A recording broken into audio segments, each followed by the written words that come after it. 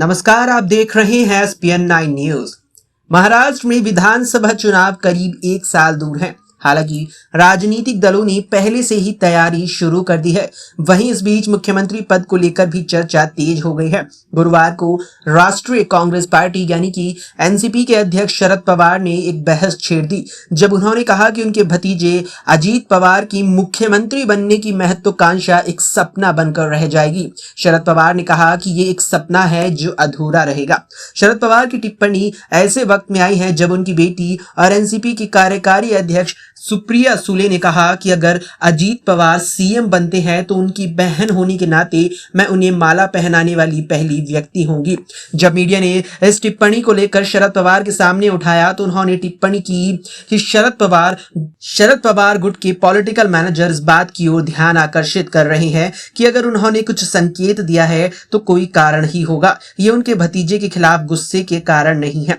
बता दें कि पिछले कुछ दिनों में तीनों सत्ताधारी पार्टियों के पार्टी कार्यकर्ताओं ने इस मुद्दे पर अलग अलग बयान दिए हैं। शिवसेना यानी कि शिंदे गुट शिवसेना के कार्यकर्ता मुख्यमंत्री एकनाथ शिंदे के नेतृत्व पर जोर दे रहे हैं। कुछ दिन पहले पार्टी विधायक संजय शिरसाट ने शिंदे को लेकर कहा कि उनकी विशाल क्षमता और अनुभव को देखते हुए उप मुख्यमंत्री देवेंद्र फडणवीस को केंद्र में एक महत्वपूर्ण भूमिका निभानी चाहिए। उन्होंने कहा कि महाराष्ट्र को शिंदे के नेतृत्व पर छोड़ा जा सकता है। शिवसेना इस प्रतिष्ठित पद के लिए दावेदारी करने वाली एकमात्र पार्टी नहीं है।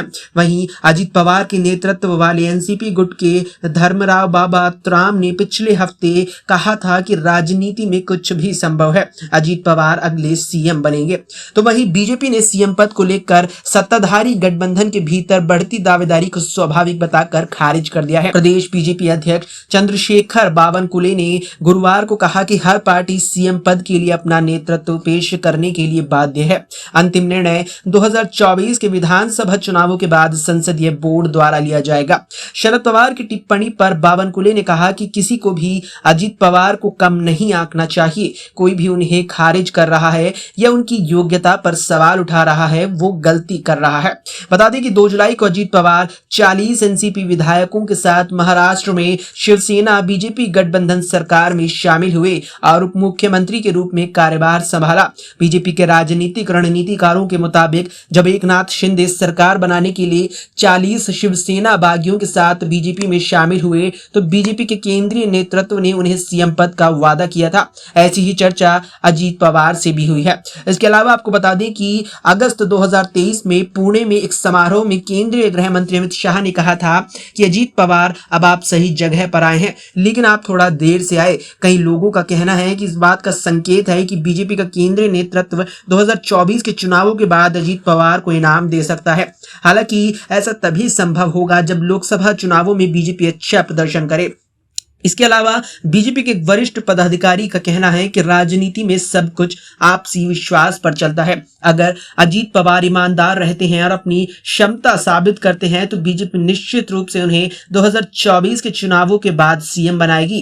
खुद देवेंद्र फडणवीस पहले ही संकेत दे चुके हैं कि अजीत पवार पूरे 5 साल के लिए सीएम बनेंगे।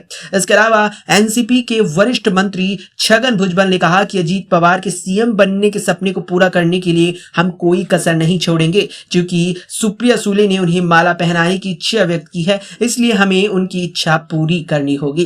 फिलहाल के लिए इस वीडियो में इतना ही। आप देखते रहिए एसपीएन 9 न्यूज।